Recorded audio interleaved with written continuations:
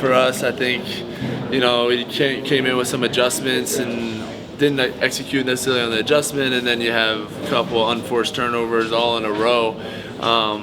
You feel like you're also getting stops at that time too, and you just definitely gets to you a little bit trying to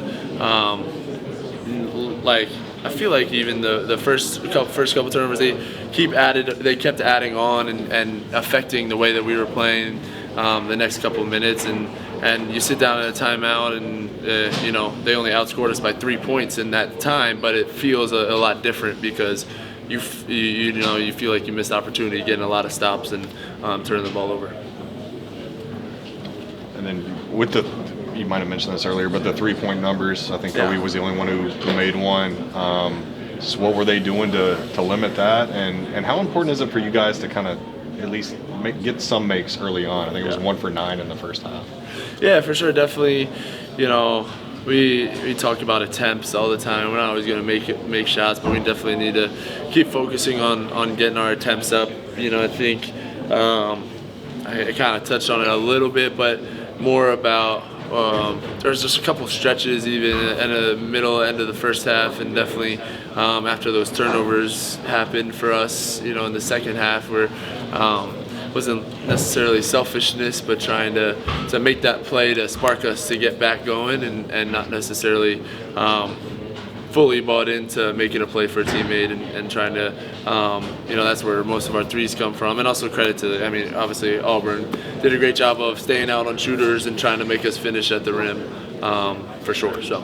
And we've talked about injuries, it seems like for the last 2 or 3 months, but how with the final game at Rupp coming up, and knowing that Jackson will be out. He'll be out there physically, but not on the court. The Carr won't be out there. Yeah. How kind of demoralizing is that, just as a team leader and a fellow senior? Yeah, definitely. It really just comes from how close we've gotten off the court. I really just feel for them. To be able to take the last step of their career, their college career, and to have some of that cut short is certainly at the tail end of it is certainly devastating for us. We just try to be there for them in any way that we can. We know that they'd kill and die to be out there. We can just hear it in their voice and hear when they're talking to us how much it really means to them. And so that just even adds to more fight and more passion that we got to carry on in these next couple games. What did they do defensively to kind of take you guys out?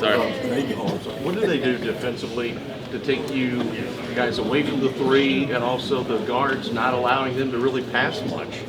Yeah, they did a great job. We had our flow and zoom action that we run to switch super aggressively and start top blocking and try and force us to go back door, and so.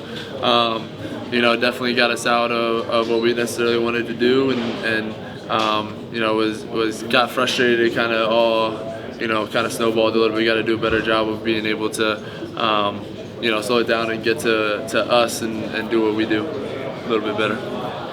Go ahead. He kind of hit it on the but obviously Auburn's number one in the country, but what makes it so difficult actually out there on the court?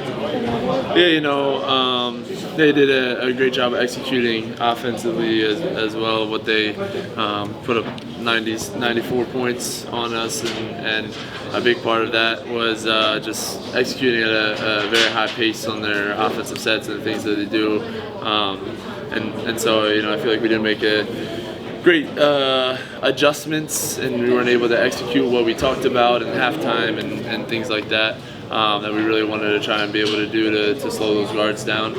And so, credit to them.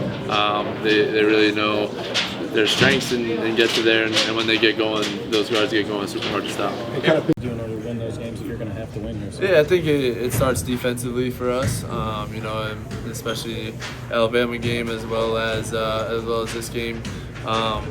You can't have teams put up 90 some points and always expect to win regardless. And I think for us trying to learn how to just be more disruptive and more presence while we're out there defensively and really be able to execute what we want to do, get stops. this team's been really good about coming out of the second half and responding to adversity. Just what was so different tonight? I think you guys had 4 turnovers in a minute. Just what happened?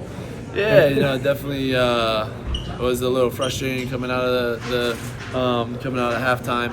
Kind of touched on this a little bit, but you go into get a timeout, go into media, and they only outscored us by 3 points or something in that 4-minute strand. But it just it feels a little bit different when you have 4 unforced turnovers and you feel like you're making a miss and you try to get out in transition a couple times and turn the ball over. And it was certainly frustrating for us to start the second half the way that we did.